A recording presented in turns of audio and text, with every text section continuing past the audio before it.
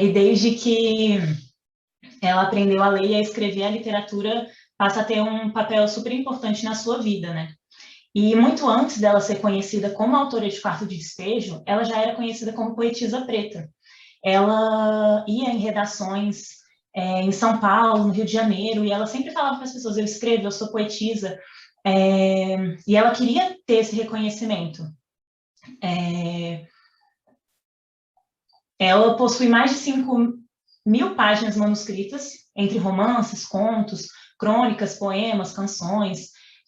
Enfim, ela é uma autora completa, ela é uma pessoa livre em diversos aspectos. A gente percebe isso na escrita dela, ela não fica presa a somente uma linguagem, né? Ela publicou discos também de canções. Bem, e queria agora apresentar a Vera Eunice de Jesus Lima, que é a filha mais nova de Carolina, é professora de língua portuguesa, é responsável também por cuidar do acervo da Carolina, né? E ela também está compondo o conselho editorial, responsável pela edição de obras inéditas de Carolina. E, assim, inclusive, eu estou super empolgada para o lançamento dessas obras, né? Porque se o que a gente conhece da Carolina já é muito rico, e ainda, se eu não me engano, acho que vão ser mais de 20 obras publicadas, obras inéditas, assim, eu acho que isso vai ser muito importante para o Brasil como um todo, vai ser muito importante para as pessoas que estudam Carolina também. E antes de passar a palavra para a Vera, eu queria agradecer a todos que estão aqui na chamada, em nome do PET. Queria agradecer a Thaís, não sei se ela conseguiu entrar na chamada, mas ela que nos colocou em contato com a Vera. Agradecer também a professora Luciana, do PET Matemática, que nos emprestou o Zoom aqui para a gente conseguir fazer essa chamada. E a todos vocês que estão aqui, assim, é um momento muito, muito especial para a gente ter a participação da Vera, ouvir o que ela tem para falar, assim, eu acho que tá, não sei se vocês têm a mesma sensação do que eu, mas parece que eu estou assim nas nuvens, assim, tipo, super, super ansiosa quando ela aceitou o convite. Todo mundo ficou muito feliz, assim, e aí a gente vai passar a palavra para a Vera e, na sequência, vocês podem colocar perguntas no chat, se inscrever para fazer comentários. E é isso, gente. Muito obrigada. E, Vera, passo a palavra para você. Pessoal. Sim, melhorou, acho que melhorou. Bom dia, pessoal, né? Bom dia, Vera. Eu estava aqui vendo, mas eu com essas tecnologias aqui, meu Deus. Ei, Vera, bom dia. Bom dia. Que bom ter você aqui com a gente. Muito obrigada por ter aceitado o convite. É uma honra ter você aqui conosco. Nossa, a gente está super ansioso, super feliz de ter você aqui. Que prazer, né? Que satisfação. Que honra. Muito obrigada por estar aqui com a gente, compartilhando, né?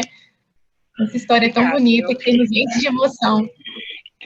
Eu estava aqui ouvindo as crianças aí, né? E, na realidade, eu aprendo com eles.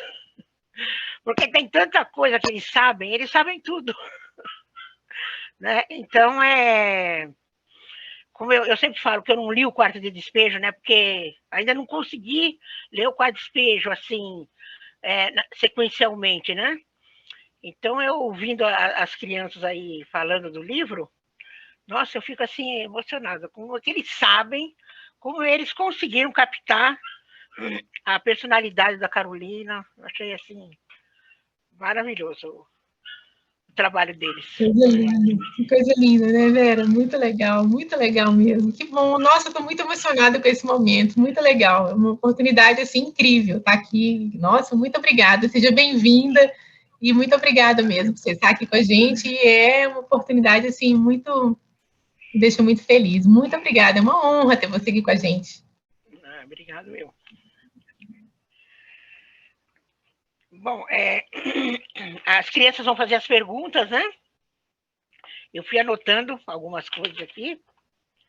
E aí eu estou aqui aberta às perguntas, para ir respondendo e aprendendo com eles, né? Aprendendo. Tem uma primeira pessoa já querendo fazer pergunta, que é a Isabel Eirado. Pode fazer. Oi, Vera. Oi, gente. Bom dia. É um prazer ter a senhora aqui com a gente. Eu sou muito fã de Carolina, porque eu tenho muito a agradecer a ela por me fazer enxergar o mundo de uma outra forma. E por me fazer também enxergar as outras pessoas também, de uma outra forma. Principalmente os catadores e as pessoas que às vezes a gente não tem tanto contato, mas que ela consegue demonstrar complexidade, que a gente às vezes vendo essas pessoas não consegue captar, né? E a minha primeira pergunta é no sentido de eu vejo que ela fala muito no livro sobre o reformatório e que os filhos dela são enviados para esse reformatório. Eu queria saber um pouco mais como funcionava isso, porque eles tinham esse contato tão grande com esse reformatório. Olha, a minha mãe, ela sempre teve muito cuidado com os filhos, né? Apesar dos problemas que ela tinha para alimentar. Eu vi uma menina aí comentando, né, que às vezes ela ficava nervosa com os filhos, né, e falava em matar todo mundo, em suicidar. A minha mãe falava muito em suicídio mesmo, sempre ela falou. Mas ela não queria que a gente fosse para os reformatórios, porque ela não queria que a gente ficasse, se misturasse na favela. Ela sempre foi uma mãe que ela não deixava a gente se misturar muito, não. Ela fazia um pulso. Eu mesmo não tive aquele convívio assim na favela. Meus irmãos tiveram um pouco mais. Mas nós estivemos no reformatório, ela já como Carolina, e a gente sabe que a situação no reformatório não é satisfatória, né? Por quê? Porque ou você, se você não tiver uma índole ali, uma formação ali de moral, ou você degrada ou você sobe. Então, também minha mãe sabia que lá na favela ninguém suportava ela. Então, não suportando minha mãe, eles não suportavam os filhos dela. Então, muitas coisas que aconteciam ali não eram os filhos dela que faziam. E eu lembro que as crianças às vezes fugiam do reformatório, e quando chegavam na favela, ela recolhia eles. Elas punham dentro de casa, porque minha mãe sempre foi muito boa. Então, ela, apesar o pessoal fala, né, ela tem um gênio danado, ela tem um gênio forte, mas hoje eu sei que o gênio dela forte é por causa da situação que ela vivia, né? A situação, os lugares que ela vivia, e tudo que ela passou na vida. Então, ela foi ficando uma pessoa mais desiludida, mais forte. Então, era esse o problema do reformatório. Ela achava que ali no reformatório não era um lugar para poder uma criança melhorar o seu caráter. E eu vi que uma menina aí colocou a falta do lazer. E realmente, a falta do lazer, até hoje, né? A gente vê que, infelizmente, o que falta é o lazer para a criança precisa do lazer.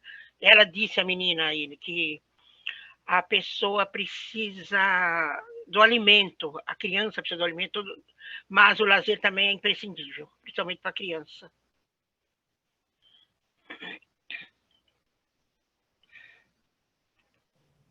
Agora é a pergunta da Helena. Oi, Vera. Primeiramente, gente, desculpa, home office tem os barulhos da casa, mas, enfim, a gente conversou um pouco, acho que lendo o livro, a gente tem muito uma visão introspectiva da Carolina, né? O que ela pensava, como ela se sentia. E eu queria te perguntar um pouco como é a sua visão sobre ela, assim, sobre o tempo que vocês conviveram, a Carolina como sua mãe, além da escritora, assim, como você enxergava ela também nas outras relações interpessoais dela, se você tinha essa visão, e coisas nesse sentido, assim, qual era, assim, o que a Carolina passava para você que estava próxima dela, né? Você que é a filha dela. Então, a Carolina, ela passava para mim uma mãe que, apesar de ter todos os problemas da vida dela, Era uma mãe, por exemplo, ela tinha muita preocupação com os filhos. E isso ela passa no livro, né? E eu lembro que eu saía com ela, eu sempre saí com ela, minha mãe nunca me deixava. E ela ia catar papel, e ela passava fome, ela tinha muita tontura, ela vomitava muito com fome. Então ela parava assim na calçada, ela sentava e ela falava, né, que eu estou vendo tudo amarelo, né? E ela vomitava bires, né, amarelo. Então ela falava, né, a fome é amarela, né? Então é essa visão que eu tenho dela. E eu lembro que ela sempre escreveu. Minha mãe a vida inteira escreveu. E quando ela escrevia, ela colocava a mão na cabeça assim e falava, não, eu tenho que escrever agora.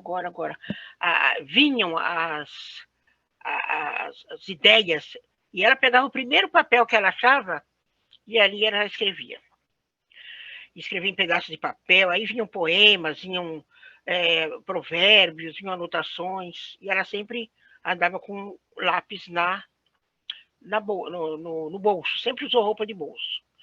Mas, apesar de todos os percalços que a gente passava, ela era uma pessoa que cantava para a gente, ela lia para a gente, ela cantava, ela dançava as músicas, que eu lembro bem dela, as músicas africanas. Olha como é que os negros africanos dançavam. E ela mesma dançava aquelas músicas.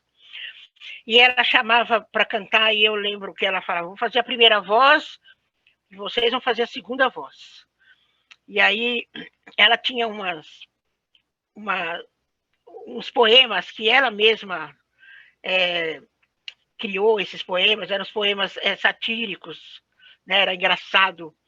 E eu falava para ela, recita de novo, que eu quero escutar. E a gente ria muito, né? Também tinha aquele lado, ela era muito enérgica com o estudo.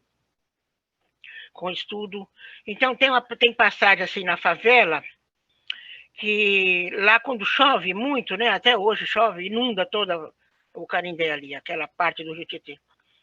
E inundava o barraco. E quando inundava o barraco, não tinha condições de ficar ali na favela. Então ela falava, olha, nós vamos sair, nós vamos dormir no albergue. E a gente ia para o albergue. E a gente ficava lá 3, 4 dias no albergue. E o albergue, a gente não gostava do albergue, porque o albergue, todo tipo de pessoas estão ali dentro. E ali a gente ficava ali. Tinha mulheres nuas que andavam para tomar banho, os lençóis eram muito sujos, eles não trocavam lençóis, às vezes que eles urinavam no lençol, a gente tinha que dormir no lençol de outra pessoa. Então minha mãe abaixava e falava, olha, vocês querem sair daqui ou querem ficar aqui? A gente falava, não, nós querem ir para a rua, aí nós só vamos para a rua dormir. E a gente ia dormir na rua. Mas a rua, ninguém merece dormir na rua. Noites longas, frias. São Paulo era um tempo da garoa, tinha aquele frio da manhã. Então, voltávamos para o barraco. Quando voltávamos para o barraco, tinha muita água ainda. Tinha baixado, mas tinha água. E ela me amarrava no teto. Eu tinha ali uns 4 anos, ela me amarrava no teto, num lençol. Eu lembro perfeitamente com a amarrada lá em cima. E os meninos ela levava para a escola. Os barcos vinham buscar as crianças. Então, pegavam na janela. Quando os barcos não vinham, ela mesma nadava, ela mesma levava. Então, a pessoa que valorizava muito o estudo. Então, hoje eu fico imaginando ela levando esses meninos nadando, eu lá em cima, com água caindo, pequena, né? Então, essa era a vida assim, que a gente tinha com a Carolina, né? E a nossa vida, assim, eu até tinha comentado com a minha filha, que na realidade nós vivemos um tempo assim. Quando nós estávamos na favela, ela já veio de problemas em Sacramento, né? Que ela sofreu muito lá. Aí viemos para a favela. Depois, ela viveu aquela época de que ela saiu, como ela falava, né? Do quarto de despejo, fomos para a sala de visita. E quando nós fomos para a sala de visita, hoje, trabalhando com caso de alvenaria, junto com as conselheiras, eu tenho lido muito caso de alvenaria, eu tenho visto que nós saímos como nós saímos do quarto de despejo? Nós fomos para a sala de visitas, assim, de repente, saímos da favela e estávamos em outro tipo de sociedade. E aí, logicamente, nós não fomos bem aceitos, né? Nem meus irmãos, nem ela. E então ela veio muito despreparada para a casa da alvenaria. Ela não sabia lidar com dinheiro. Dinheiro grande, não. Ela sabia lidar com aquele dinheiro pouquinho de comprar um arroz, uma carne. Então, nós viemos para a casa da alvenaria, ela não sabia lidar com dinheiro, ela não sabia lidar com as pessoas. Então, até a Conceição Evaristo falou, né? Eu falei, puxa, minha mãe ganhou tanto dinheiro ali, mas ela ajudou muita gente. E aí a Conceição Evaristo achou uma parte que ela fala, o sol é para todos e eu não posso ter o dinheiro só para mim. Né? Então, ela tinha essa cabeça assim. E ali nós fizemos um outro tipo de vida. Por quê? Aí entra, a menina falou que o rapaz falou do Clarice Lispector, né? Aí entra, a sociedade não aceitava a Carolina. Carolina estava vendendo muitos livros. Carolina era na época de 60, né? Carolina foi uma escritora precursora assim de mostrar miséria, né? Assim, vivida por ela mesma. Então, o Jorge Amado, como ele falou, o menino aí, o Jorge Amado, ele aceitou minha mãe no começo, mas quando ele viu que minha mãe estava vendendo muitos livros, então o Jorge Amado começou a ficar enciumado. E enciumado mesmo, que o pessoal fala, Carolina, vítima ou louca? Não, Carolina foi vítima ali. Já a Clarice Lispector aceitou bem a Carolina, né? E eu sou testemunha disso, porque nós somos no lançamento de um livro e ela fala, Vera, olha bem para esta escritora. Ela se chama Clarice Lispector, você vai ouvir muito falar dela. E ela vai tímida perto da Clarice Lispector, né? E quem olha na foto vê. Ela vai tímida e quando ela chega perto da Clarice, ela fala, estou tímida perto de uma grande escritora como você, né? Ela fala, não, a grande escritora é você, porque você escreve a realidade. Então, o pessoal fala que a Carolina tinha... a Clarice Lispector tinha a Carolina como uma empregada. Não, elas se entendiam bem, sim. Então, é isso que eu tenho para falar para você da Carolina mãe. É aquela que depois que nós mudamos para Parelheiros, a vida foi muito difícil também. E eu sempre digo que acho que foi até pior. Porque uma coisa é você passar fome com 3 crianças. Outra coisa é passar fome com 3 adolescentes. E aí ela viveu um momento caótico da vida dela. E eu tenho sempre dito que minha mãe, ela sofreu muito a vida inteira, né? Então é isso que eu tenho que falar para você, como mãe, como ela foi com a gente. Oi, Vera, tudo bem?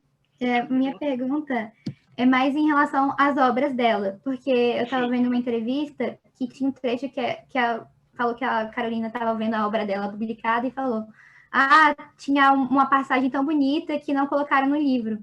E aí eu queria saber como é que elas lidavam com a situação de obras que ela escrevia e que iam super editadas para publicação, e os trechos dela que não foram publicados ainda, como é que está em relação à obra dela, assim, para o futuro? Se vão ser publicados os livros mesmo, com os trechos que ela mesma escreveu, que ela queria que fossem publicados?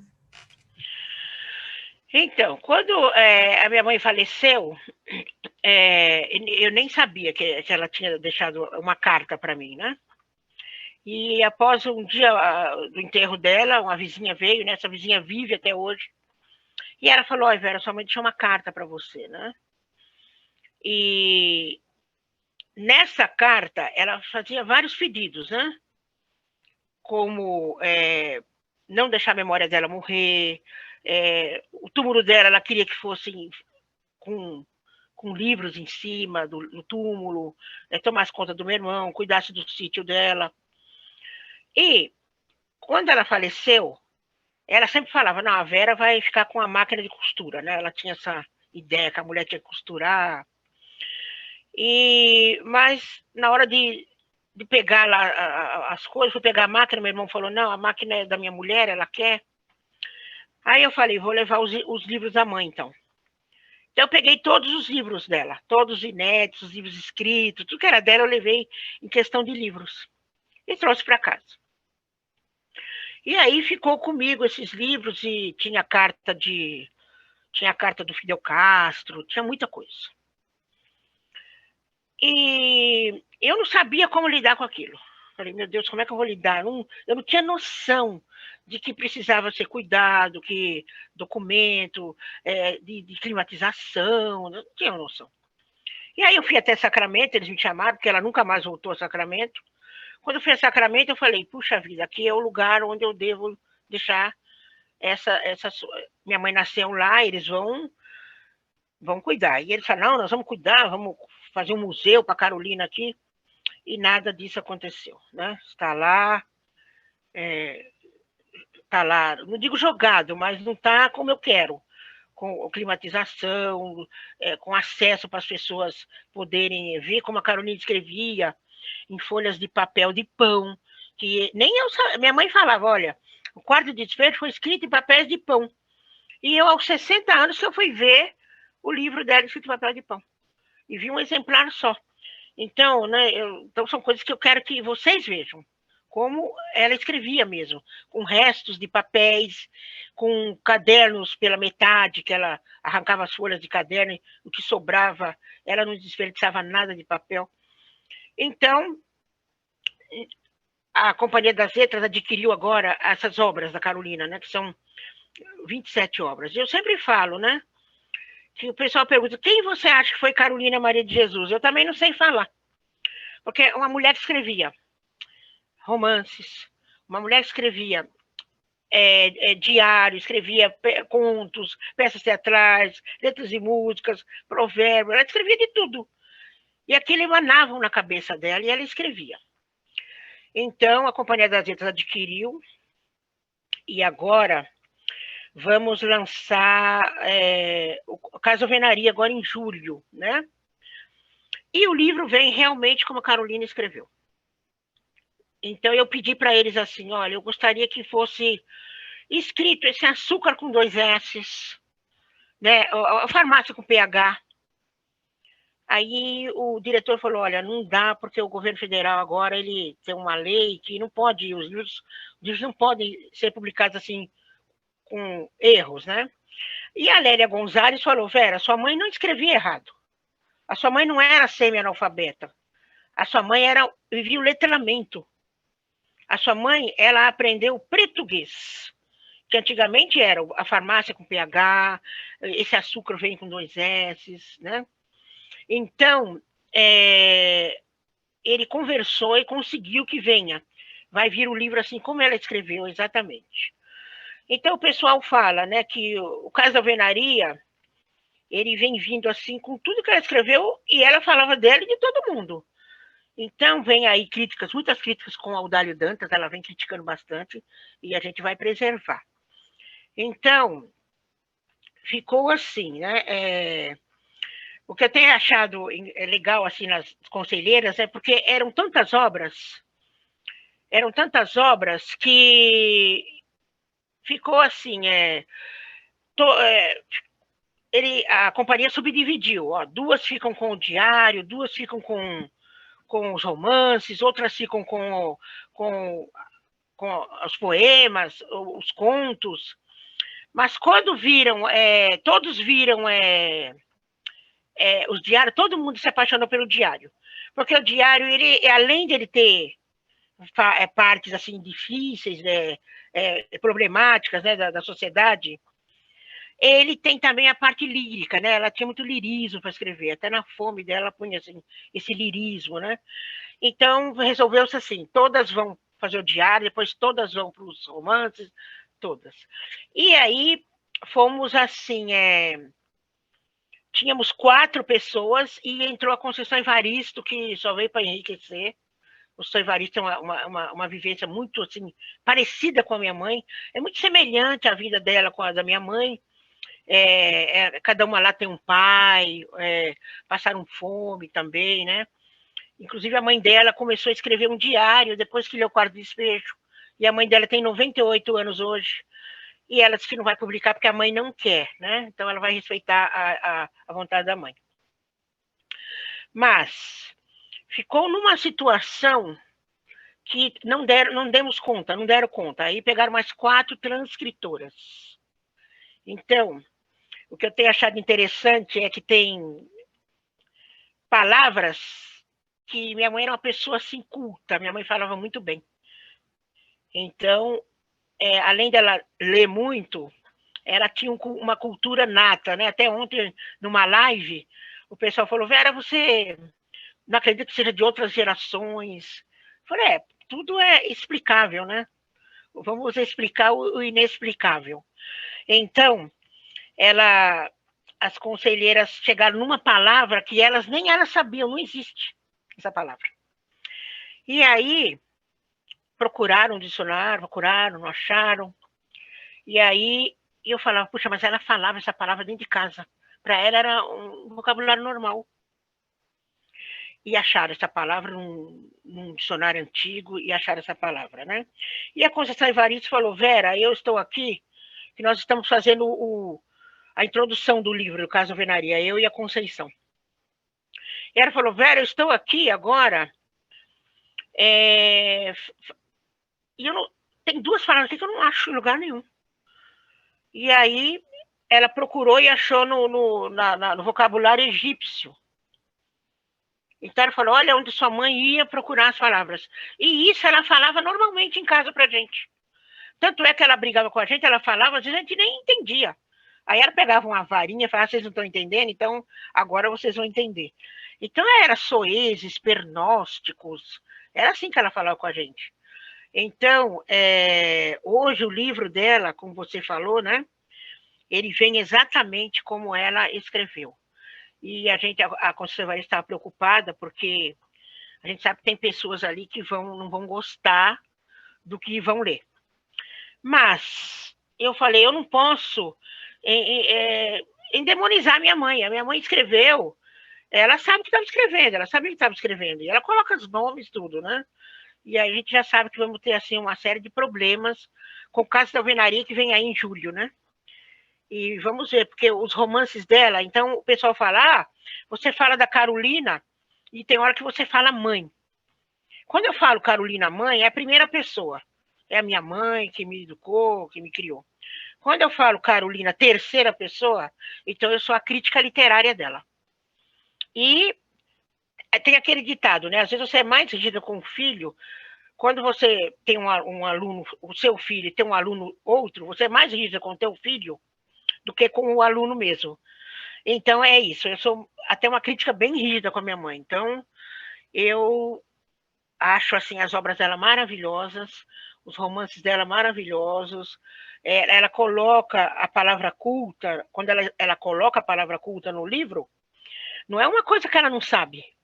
Ela não é uma pessoa assim incauta, uma pessoa que não sabe o que está fazendo, não. Ela coloca a palavra, e a palavra ela encaixa direitinho no contexto literário dela. Então, é uma pessoa que eu vi a vida inteira lendo. A minha mãe lia dia e noite, minha mãe escrevia dia e noite, né? Então, o pessoal fala, né, que o Audálio Dantas escreveu o Quarto Despejo. Ele falou para mim: nem que eu fosse um mago, eu não ia conseguir escrever daquele jeito. E o Manuel Bandeira, ele defendeu muito minha mãe nisso aí. Falei: não, a Carolina foi quem escreveu o Quarto Despejo, sim. Então, é isso que eu tenho que falar para você. Que incrível, Vera. É muito bom escutar a senhora. Vou passar a palavra agora para a Bárbara. Bárbara, minha neta. Oi, bom dia, Vera. Bom dia. A Carolina constantemente fala no livro dela sobre a paixão dela por leitura e por escrever também. Ela fala que os livros são a melhor criação do homem e tudo mais. E ela está sempre escrevendo também. Eu queria saber se ela chegava a compartilhar com vocês quais livros e quais autores ela mais gostava e mais inspiravam ela, assim, e música também, porque ela sempre fala do rádio dela, que gostava, às vezes ela acordava cantando e tudo mais. Eu sei que ela fala no livro que o João gostava muito de gibi, mas eu queria saber se ela chegava a falar com vocês, autor tal, livro tal que eu tô lendo, eu tô gostando, música tal, que ela gostava muito, coisa, algo nesse sentido. Boa pergunta. A Carolina, quer dizer, escreveu a vida inteira, né? O pessoal fala, né, que o Audálio foi na favela e descobriu minha mãe. Não. Minha mãe quem descobriu o Audálio? Por quê? Minha mãe já escrevia. A minha mãe, em 1940, né? Nossa, eu nem pensava em nascer. Ela já era escritora, já andava nas redações, igual um menino falou, alguém falou aí, que ela já andava, já era uma poetisa negra, né? Era escrita como uma poetisa negra. Então, a minha mãe ela tinha muita vontade de aprender. Ela sempre valorizou muito o estudo. E aos 10 anos de idade, eu já, em matemática, eu tirava 0, 0,2, mas português eu era muito boa. Era ótima em português. Então, ela já queria que eu ensinasse ela. Então, ela queria saber, né, os encontros vocálicos, ela queria saber as concordâncias nominais, ela queria aprender os verbos. Então, nesses manuscritos dela, tem a minha letra com ela, eu explicando para ela em cima do que ela escrevia. Então, ela era uma pessoa que... As músicas mesmo. Ela sempre gostou de valsas vienenses. Então, isso já deu um problema muito grande para ela na favela. Porque você morando na favela, samba, né? Era samba, era... E minha mãe ouvindo valsas vienenses, né? E enquanto as mulheres apanhavam dos maridos, minha mãe namorou muito. Nossa, minha mãe namorou demais. E como diz o Rui Costa lá da Bahia, né? O governo da Bahia, sua mãe tinha os crushes, né? Sua mãe tinha o crush dela. Então,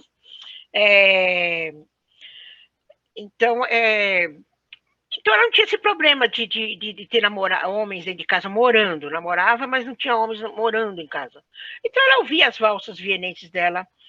Isso também em Santana, quando nós fomos morar, ela ouvia as valsas dela. Eu tenho os discos dela até hoje comigo aqui. Eu guardei, ela comprava. E ela compunha as músicas dela, né? Então, a gente sempre foi criada assim, com muita riqueza não de alimento, mas um alimento cultural, sim. Porque a gente cantava, ela lia pra gente, ela lia As Mil e Uma Noites, e eu gostava que ela lesse As Mil e Uma Noites, que cada dia era ela falou, hoje eu vou ler. Ela tinha um cronograma lá que ela falava, quando tinham 1001 noites, 1001 histórias, ela falava. Então ela falava, vamos ver para quando chegar no cronograma dela, terminar de ler cada história. Então ela lia pra gente. Então é uma pessoa assim, culta, não estudada, mas culta. E ela gostava muito de Casimiro de Abreu, adorava os poemas de Casimiro de Abreu. Ela tinha paixão por Castro Alves. Era apaixonada por Castro Alves. Inclusive, quando eu comecei a namorar, minha mãe era muito rígida para o namoro, né? Primeira mão para vocês, hein? E aí, eu queria apresentar meu namorado para ela, né? Porque eu tinha 15 anos, falei, não vai deixar nunca. E quando eu fui fui apresentar, eu fiquei com medo e ele falou, não, eu vou ter que falar com ela, né? Aí ela olhou para ele e falou assim, não, já gostei de você parece o Castro Alves. E ele parecia mesmo, de cabelo do Castro Alves. Então, ela já ali mesmo, já na literatura dela, ela gostava demais de Rui Barbosa. Ela falava muito um ditado de Rui Barbosa, que ele falava, não se mede o homem daqui para cima, daqui para baixo, se mede o homem daqui para cima. Ela falava isso direto. Então, era mulher muito culta, muito interessada. E essa cultura dela também, né? O pessoal fala que pode ser de ancestralidade. Quando eu estive em Sacramento, o avô dela, me falaram mesmo, que o avô dela era uma pessoa culta, não tinha nada de estudo, mas era uma pessoa culta. Então, a minha mãe, já pequenininha, já era uma menina, assim, persona não grata, né? Porque era uma menina esperta, era uma menina, como ela falava, né? Eles me falavam para mim, negrinha chata, negrinha curiosa, né? E aonde a mãe a levou para Eurípides Barçanufo, né? O espírita famoso lá, e ele fala, não, a sua filha não é chata, a sua filha é uma poetisa, né? E ele fala, pobre sacramento, do teu seio sai uma poetisa.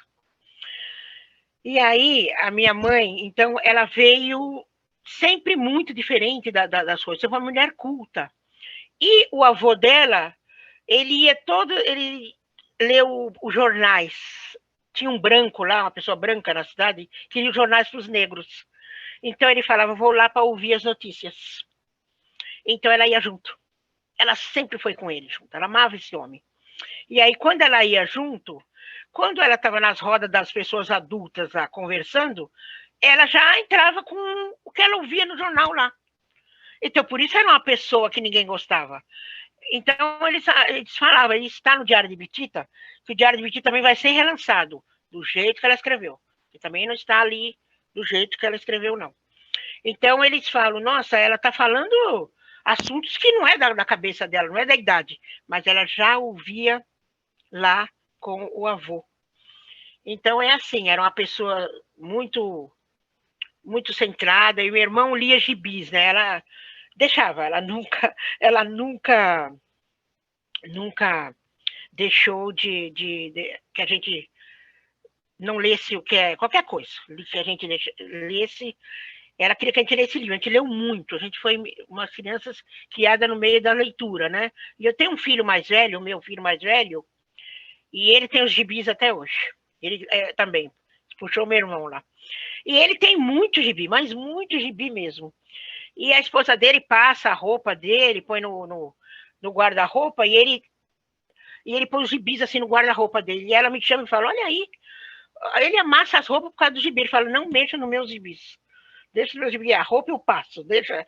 Então, ela vem ali de família. Ele adora gibis e a minha mãe sempre incentivou muito a gente na leitura, né?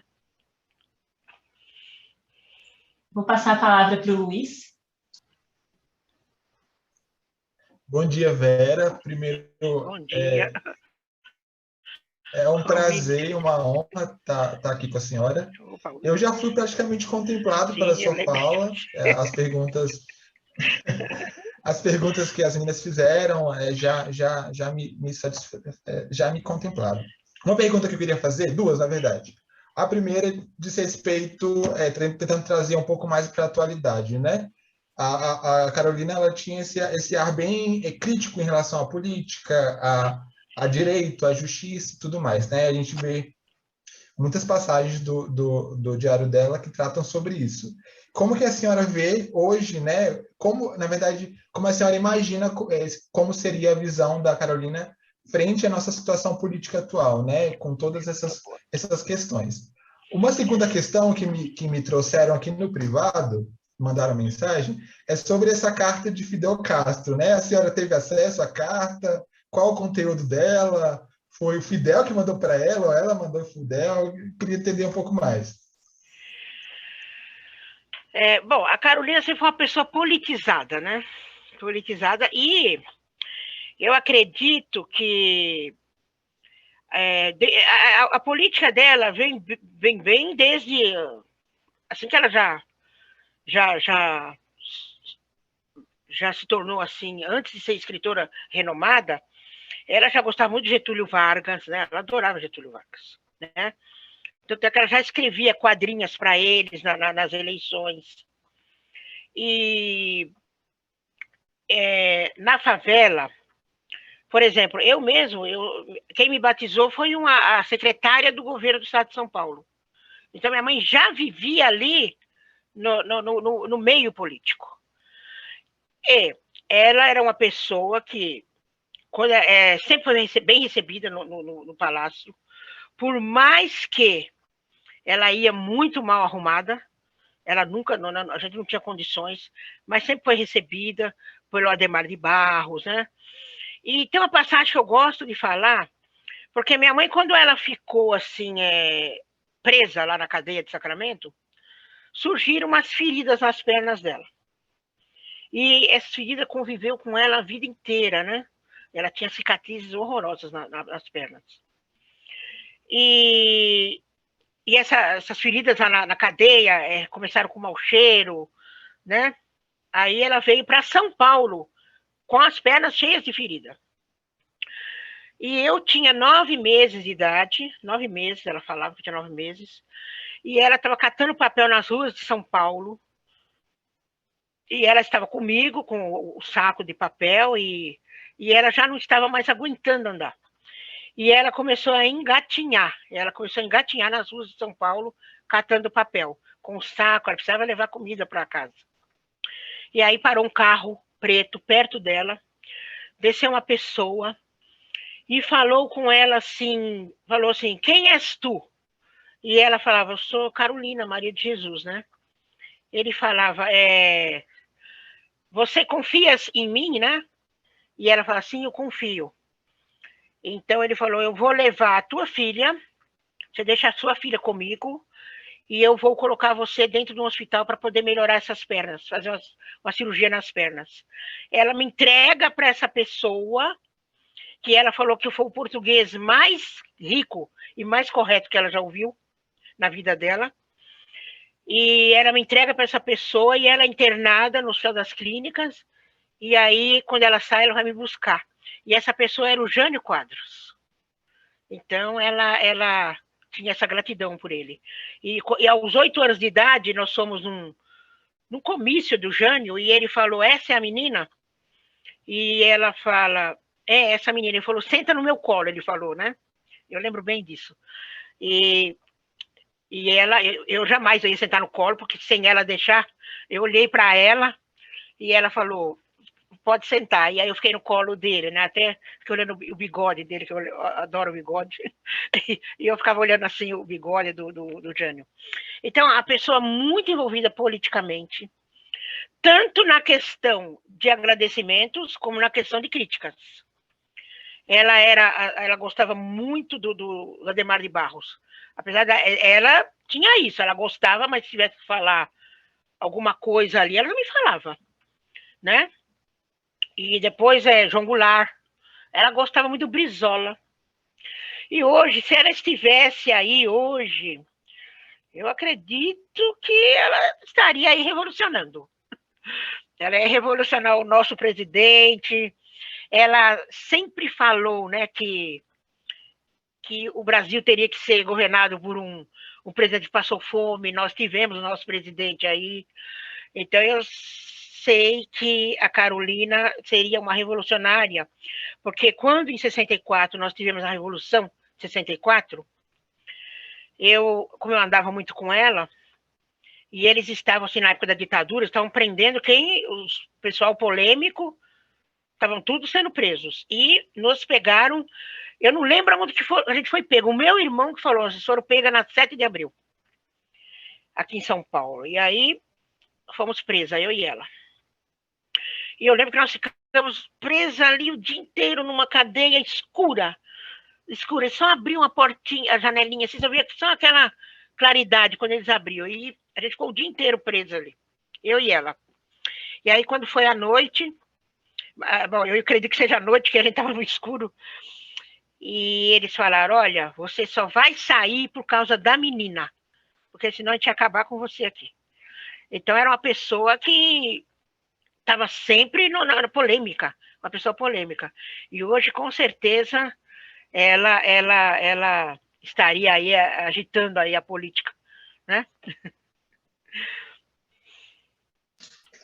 Gente, eu vou fazer um bloco de 2 perguntas, que eu acho que fica melhor para a gente aproveitar melhor o tempo. Então, eu vou passar a palavra para a Jennifer e depois para o Gabriel.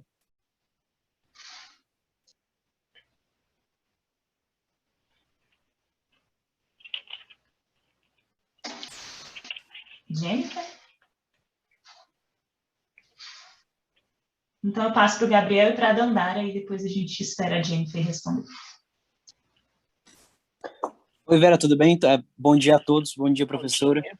É uma grande honra estar aqui com a senhora. E eu tinha uma pergunta bem, assim, mais específica sobre uma pessoa específica, né? Porque, como todo mundo sabe, né, a Ruth de Souza interpretou a Carolina no teatro, e eu ainda não tive oportunidade de, sei lá, não sei se tem algum tipo de vídeo em relação a isso, não tive oportunidade de ver, mas a Ruth foi uma gigantesca atriz brasileira, assim como a Carolina foi uma gigantesca, um monumento, né, na nossa literatura. E eu queria saber se a senhora tem alguma lembrança de alguma relação que elas tinham, como a sua mãe enxergava ela, e como era essa relação de amizade entre as duas artistas. É uma coisa que eu tenho muita curiosidade. Ai, meu Deus, nunca ninguém me fez uma pergunta da Ruth, né? Então,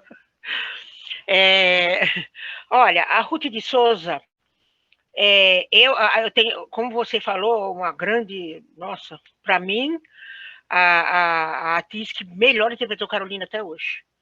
E eu falo isso depois da Zé Mota, porque a Zé Mota também é uma grande intérprete da Carolina, mas como a Ruth de Souza, acho que não teve, eu acho. Né? E você tem que ver o Caso Verdade com a Ruth de Souza, que daí você vai ter uma noção mesmo da grandeza dela ali, interpretando a Carolina. Só que, e ela interpretou minha mãe no teatro, né? E as duas não se davam muito bem, não. Mas eu acredito que em Casa da Alvenaria, aí, ela vem falando muito da Ruth. Vocês vão ver aí como ela fala.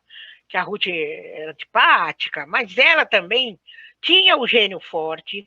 E eu sentia um ciúme. Ela tinha um ciúme da Ruth. Ela, como ela queria ser atriz, ela queria ser cantora, ela queria ser escritora. Então, ela achava que ela tinha que interpretar a Carolina e não a Ruth. Né? E eu lembro que nós fomos na pré-estreia do teatro e foi até engraçado, que eu estava com ela e na hora que a Ruth de Souza vai interpretar uma parte do livro, ela levanta e fala, não é assim! Nossa, eu não sabia onde pôr a cara, né? Que eu já tinha ali uns 8 anos, já estava entendendo as coisas, né? E a Ruth, eu tive a oportunidade de vê-la no Museu Afro, quando foi inaugurado o Museu Afro. E, logicamente, quando você é criança, a sua mãe fala, olha, aquela pessoa é assim, assim, assim. Eu assimilava, tipo, ela falava, o Dário é isso, a Ruth de Souza é isso, o Jorge Amado é isso. Mas hoje, né, com o meu discernimento adulta, eu fui vendo que era isso, mas não era bem isso, né? Então, a Ruth de Souza, ela me abraçou muito quando ela me viu, né? Que eu fiquei até cismado, falei, puxa, a Ruth de Souza quer te ver, né? E ela perguntou dos meninos. Bom, depois eu tive a oportunidade de vê-la, fui ao Rio de Janeiro e falei, olha, a Ruth de Souza quer conversar com você, né? E eu fui até a casa dela. E eu perguntei, eu falei para ela, você me acha parecida com a Carolina? Ela falou, não. Ela falou, não parece muito, não parece, mas não é bem a Carolina. Aí ela fala, você se dava bem com a Carolina, né? Ela não me responde. Ela não me responde, né? Aí ela fala que vai me dar o episódio Caso Verdade, que a Globo parece que não tem mais, mas ela tem, tanto que ela me enviou. Eu tenho aqui comigo, né? E aí nós fomos no Bial. Nós fomos no Bial, né? E eu fui ao Bial, aliás, e eles fizeram um vídeo com ela. E ali ela fala que ela não gostava da Carolina. E ela fala no Bial. E eu achei graça, eu falei, puxa, para mim ela não falou. Para mim ela não falou lá, né? Mas falou lá no Bial. E foi essa relação das duas, né? Mas hoje nós temos aqui em São Paulo o Museu Afro, que o teatro é o nome dela e a biblioteca é o nome da Carolina, né? Então elas estão unidas aí pelo resto da vida, pela cultura, né? E eu acredito hoje, né, que se minha mãe visse a Zezé Mota interpretando, eu acho que ela ia ter ciúmes também. Então, era uma questão de ciúmes da Carolina com a Ruth de Souza, mas, para mim, a maior intérprete da Carolina até hoje, em todos os episódios que eu vejo, que é o Caso Verdade, que é era uma pessoa famosa, negra, falando uma pessoa morta, uma negra viva falando uma negra morta, ela faz um trabalho maravilhoso, que é ela que fala da minha mãe, né? E hoje quem está, assim, no topo, que eu acho, é a Zezé Mota, que seria, assim, a pessoa que estão aí vendo se faz um filme da Carolina, né? E parou por causa da pandemia. E eu gostaria muito que a Zezé Mota interpretasse a Carolina, né? Mas não é todas querem. Maria Gal quer, Thaís Araújo já falou em interpretar a Carolina, né? Então, vamos ver o que vem aí. Né? Mas a Ruth de Souza foi uma pessoa muito importante na vida dela. Todo mundo ama a Carolina e quer esse papel, né? Pois é. Eu queria passar a palavra para a Jennifer, se ela estiver aí, e para a Dandara também. Então, para a Dandara. Bom dia, desculpa o atraso. Meu nome é Dandara. Muito prazer, estou muito emocionada de estar te ouvindo, Vera. É a minha primeira oportunidade de te ouvir. E eu quero agradecer muito a toda a contribuição da Carolina, toda a obra da Carolina, e por você estar colocando a obra da Carolina novamente. Foi com o Quarto de Despejo, toda a obra da Carolina, que eu escrevi minha dissertação de mestrado na UNB, na área da saúde, porque eu acredito que a Carolina tem muito a ensinar aos profissionais de saúde, ensinar sobre a fome, ensinar sobre violência, ensinar sobre as doenças da fome, as doenças hídricas que ela fala no livro. Tem muita coisa, eu fui explorando cada um dos aspectos do livro e foi graças a Carolina que eu consegui terminar minha dissertação. Ela foi uma inspiração e é muito forte tudo que eu aprendo com a Carolina.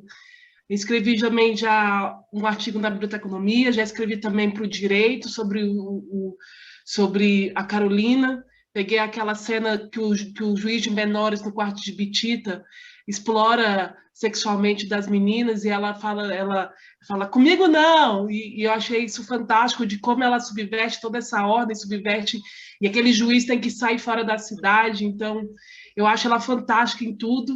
Eu tenho mais uma pergunta, eu vi que a Kátia também tem uma pergunta aqui no chat, e se alguém quiser deixar mais alguma pergunta, a gente já está encaminhando para o momento final do evento, né? E aí, na verdade, eu tinha várias perguntas, mas acho que vou falar uma sobre educação, que dentro disso que você estava falando, que você se voltou para os estudos e tudo. Quando eu li Quarto de Despejo, algo que gerou muito a minha curiosidade era quando Carolina falava, né, que vocês estavam indo para a escola e tudo mais. E eu fiquei muito curiosa para saber como que era essa escola que vocês estudaram no Canindé. O que você lembra, assim, da escola? Quais são as suas memórias? Então, eu no Canindé, os meus irmãos, sim. Meus irmãos estudaram. Ela era uma pessoa, assim... Porque minha mãe era assim, né? Ela me ensinou a ler. E a minha mãe foi uma professora maravilhosa, né? Ela ensinava o eu não fazia, ela pá! E ela escreve isso. Está escrito, olha, a minha pedagogia é diferente, minha metodologia. É assim, não aprendeu, eu bato. Então, está assim no livro, escrito desse jeito. Então, ela me ensinou. Eu não estudei lá, porque eu não tinha idade de ir para a escola. Né? Eu lembro que eu fui no parque infantil, mas não me adaptei e ela tirou. Então, eu ficava mais com ela. Agora, os meninos, sim. O João sempre foi muito estudioso, o mais velho, né? Ele sempre foi trabalhador, estudioso, lia muito. O Zé Carlos, ele só no segundo ano, ele ficou 4 anos, repetindo. Ele não ia para a escola. E eu lembro, depois eu alcancei ele, nós tiramos o diploma juntos. E eu lembro que a minha mãe chegava na sala de aula, ele já subia na carteira, já corria por cima da carteira. E sabia que minha mãe ia catar ele, né? Então, é uma pessoa muito envolvida com o estudo. E eu lembro quando eu tirei o 4º ano primário, já em Parelheiros, né?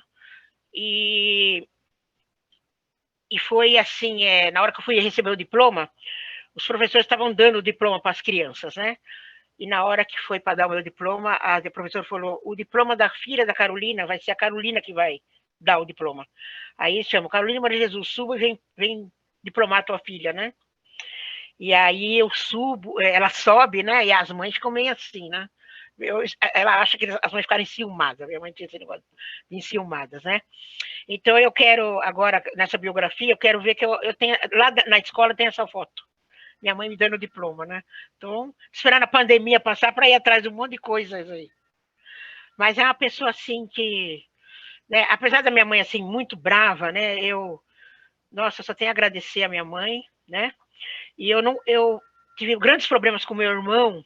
Eu me dava muito bem com ele, foi um irmão maravilhoso para mim. Nunca, irmão maravilhoso.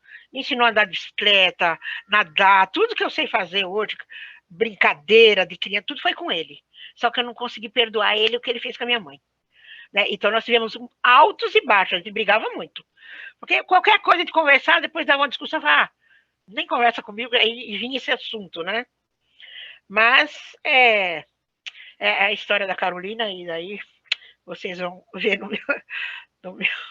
na minha biografia, que eu tenho que escrever a biografia, porque como eu falei para vocês, né, tem coisas que eu não aceito nas biografias que estão escritas aí, porque a biografia do Tom Farias é muito boa, eu não vou questionar, né, eu achei muito boa, mas ele não falou como a morte da minha mãe foi, o enterro da minha mãe foi caótico, sabe, minha mãe morreu, foi enterrada muito pobre, sem uma flor, eu não consegui comprar flor.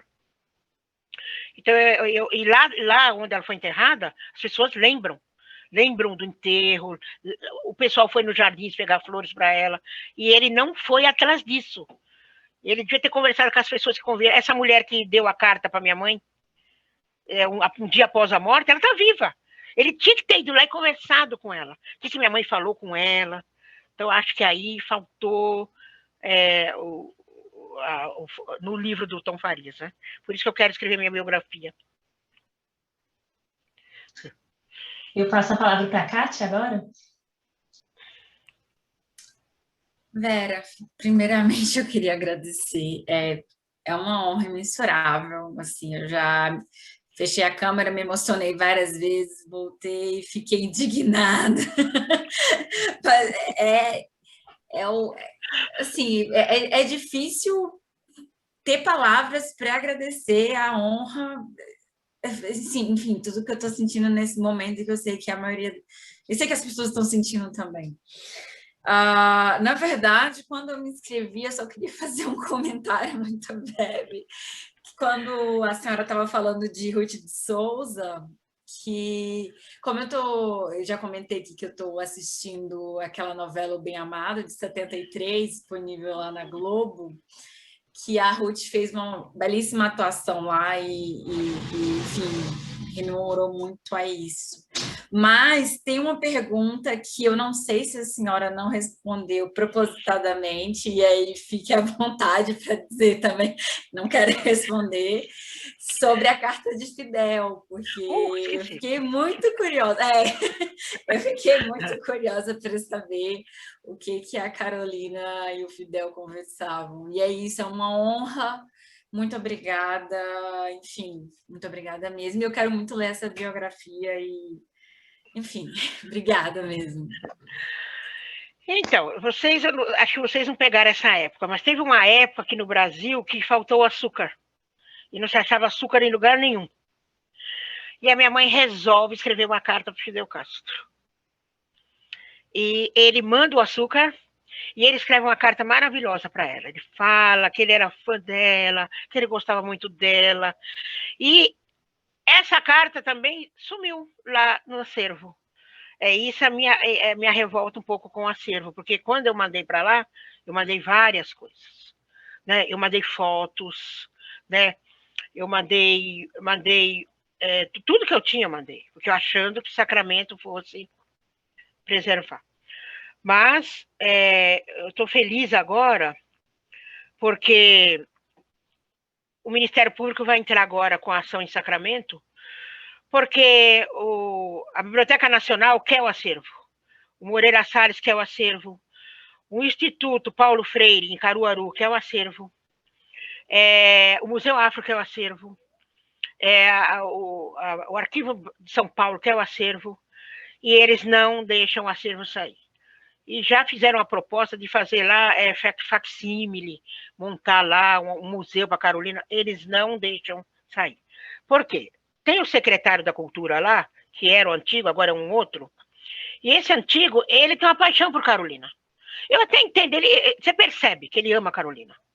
Ele tem um orgulho de Carolina, ele, a Rafaela também, eles são pessoas, né? Porque o pessoal tem isso, né? Porque a Carolina é dos negros. Carolina é uma escritora negra, é da comunidade negra. Eu já não penso assim, eu acho que Carolina é do mundo. Carolina é do Brasil, é do mundo, é do adolescente, é da criança, é do indígena. Então eu não tenho isso, do negro, do branco. A Carolina é do mundo. Então, ele não deixa sair o acervo de lá. E também eu conversei com o prefeito de lá, e o prefeito falou, ele deixou palavrado para mim que ia me deixar sair. Quando ele quer tirar, metade da cidade quer, metade da cidade não quer que saia. Mas também não tem climatização, as pessoas mexem, pegam, levam. Então, essa carta de Fidel, infelizmente, eu não achei mais. Né? Porque você não faz ideia, mas tem gente que tira até folha do caderno da minha mãe para levar de lembrança. Eu tenho uma pessoa em Curitiba que ele tem uma gaveta cheia de manuscritos da minha mãe. E ele me deu metade. Eu sei que ele me deu metade, eu sei que ele não me deu tudo. Mas eu estou conversando para ver, porque eu não tenho nada, por que as pessoas querem? Eu quero que as pessoas vejam, vocês mesmo, vejam uma história. Tem que estar aí no museu aí, nem que seja em Sacramento, mas que seja climatizado, né? Em gavetas, mas está difícil.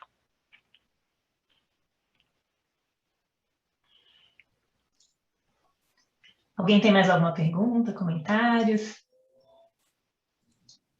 Só assim, nessa última fala da Vera, né?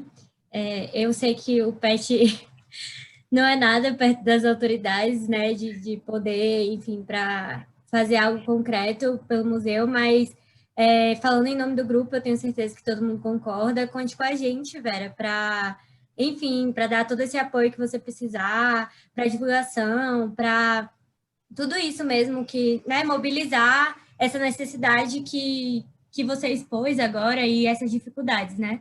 Enfim, a gente se disponibiliza para ajudar no que você precisar e no que estiver no nosso alcance, assim. E agradeço demais por você ter aceitado o convite. Realmente, eu também fiquei, assim, muito emocionada, não sei, a TPM também ajudou um pouquinho, mas eu tive que desligar aqui a câmera várias vezes, porque as suas falas foram muito, assim, potentes mesmo, a gente consegue, eu pelo menos senti a Carolina bem viva, assim, nas suas falas, sabe? Bem entre nós, assim, você, enfim, nas suas falas você fez um trabalho belíssimo de levar realmente a vida dela, a grandiosidade que ela foi, assim, que ela eu acho. E isso, tenho certeza que foi reproduzido para você também, né? Que é uma pessoa que a gente percebe que é gigante também, é uma professora incrível, e eu agradeço muito pela sua presença aqui nesse evento, enfim. É isso que eu queria falar só. Muito obrigada. Olha, vocês não sabem, vocês falam, eu vou convidar a Vera, né? E aí eu acho até graça, né? Porque às vezes uma pessoa veio aqui na minha casa e falou, Vera, eu queria conversar com você, né? E o Caetano Veloso queria vir, mas achou que fosse incomodar. Eu falei, ai, meu Deus do céu, como me incomodar? Né? E às vezes as pessoas chegam aqui, né? E chegam cheias assim, né? Abrem a porta. Eu abro a porta, eu já percebo que a pessoa está assim, né? Nossa, a Vera Eunice, eu falo, senta aqui, vamos aí, opa, a Vera é legal, opa, vamos sentar. Gente, eu sou muito simples e eu agradeço muito vocês me chamarem. Vocês falam, vocês que me agradecem, não. É a maneira que eu tenho de colocar a Carolina onde eu quero. Sabe? Porque economicamente, eu estou bem, eu estou aposentada, eu trabalho na Prefeitura de São Paulo. Então, hoje, o meu objetivo é Carolina lá em cima. É mostrar que Carolina ela tem que ficar ao lado de Clarice Lispector, Ela tem que ficar do lado de Jorge Amado. Ela tem que ficar do lado de João Cabral de Melo Neto. Ela tem que ficar ao lado de Machado de Assis. É isso que eu quero para Carolina, isso que eu quero para Carolina. Então, e sabe quem me ajuda? Vocês. Vocês que me ajudam a colocar a Carolina lá no patamar. Né? E eu, olha, eu até hoje eu não recusei nenhuma live. Nenhuma. Né? Então, por quê? Porque o meu interesse é muito grande. Porque, olha, ainda mais vocês jovens, eu tenho feito palestra para crianças pequenas, né, de 5 anos. Eu tenho feito palestra para adolescentes, 14, 15 anos. Tenho feito palestras para pessoas. Fiz uma palestra que tinha pessoas que estavam frequentando da Cracolândia. Então, cada uma é de um jeito, cada uma é uma maravilha. As crianças pequenas, eles me veem assim como a Branca de Neve que saiu do livro. Nossa, a Branca de Neve saiu vir conversar com a gente. Eles me veem assim. E é engraçado. Eu fui até, vou falar rapidinho, né, porque pro tempo de vocês, eu fui numa palestra e eram crianças de 10, 12 anos. E me puseram lá numa pompa danada, num sofá, em cima de um palco, né? E aí, depois que acabou, a professora falou, agora vai um por um abraçar a professora, né, a Vera, né? Eles subiram tudo de uma vez. Aí o sofá subiu, caiu, eu fiquei com a perna pro alto, sabe? E eu achei muito legal. E elas, ai, meu Deus, que... Não, muito engraçado. Então, são essas, né? Essas... Vocês não sabem como eu fico agradecida de poder falar da Carolina, e poder falar um pouco da vida da Carolina, da história, porque eu acho que minha mãe sofreu praticamente a vida toda. Se você for contar a vida da minha mãe assim, lendo todos os livros dela, minha mãe sofreu muito. Né? Até mesmo quando ela estava na sala de visitas, ela sofreu racismo. Né? Ela não era aceita. Né? Então, ela tinha dinheiro, mas ela não tinha felicidade. Tá? Então eu só tenho a agradecer a vocês, gente. Muito obrigado. Vera, se esse evento fosse presencial, a gente ia fazer igual as crianças, sair correndo para te abraçar já. Porque tá todo mundo querendo te dar um abraço agora. Mas, assim, a gente agradece muito a sua participação.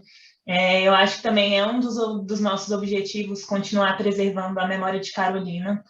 Acho que todo mundo que lê a obra dela percebe como essas palavras são atuais, como elas precisam ser preservadas. Assim, eu mesma, quando li, eu já ia falando para todo mundo, você já leu Carolina? Você conhece Carolina Maria de Jesus? Não, porque Carolina Maria de Jesus isso aqui. Então, eu acho que a forma como a sua mãe se expressa faz a gente ter uma paixão, assim, por ela, pelo pensamento dela, nos faz compreender realidades, assim, muitas vezes diferentes da nossa, muitas vezes parecidas com a nossa. Então, ela é uma voz que o Brasil precisa ouvir. Muito mais, né? Isso que você falou, que ela precisa estar ao lado de Clarice Lispector, Jorge Amado e vários outros autores da literatura brasileira, porque ela foi um fenômeno, né? Não tem como falar com outras palavras. E ter você aqui é sentir também um pouco mais dela. É muita gratidão. A gente está muito honrado com a sua participação. Obrigado. Eu que agradeço, mais uma vez. E, Vera, eu só queria dizer que a gente nem imaginava que você fosse aceitar. A gente criou o projeto e aí a Ana me mandou mensagem falando assim, bora convidar a Vera Eunice. Eu falei, gente, que ideia doida. Como assim? É muito, muito irreal. E ela levou à frente, ela acreditou. E vai acontecer, né? Então, aconteceu, na verdade, estar aqui, foi muito incrível. A gente queria agradecer demais. E eu queria aproveitar e perguntar se você poderia tirar uma foto com a gente. Para todo mundo ligar as câmeras para a gente tirar uma foto para registrar esse momento, né?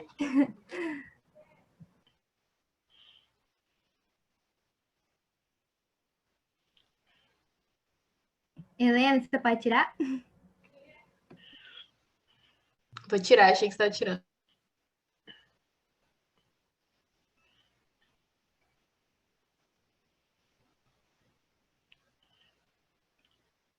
Calma, gente, que tem 2 etapas aqui.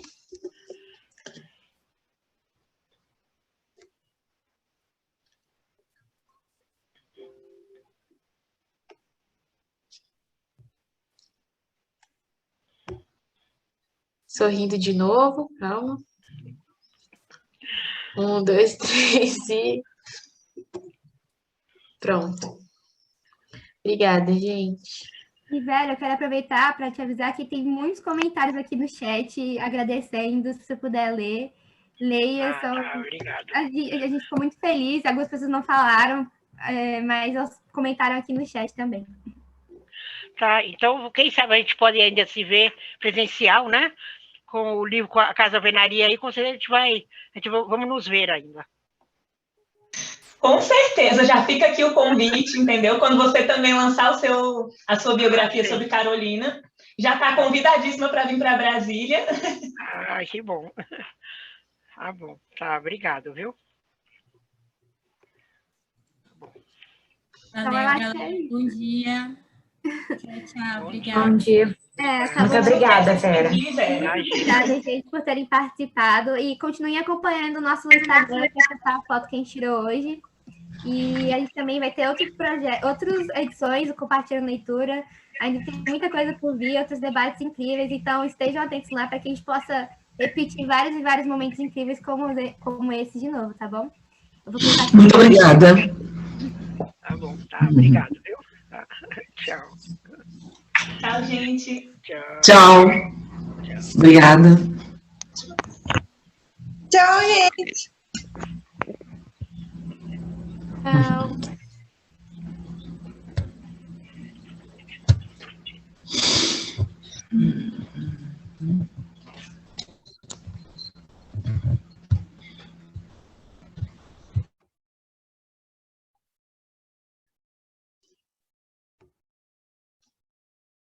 Eu vou tirando as pessoas aqui.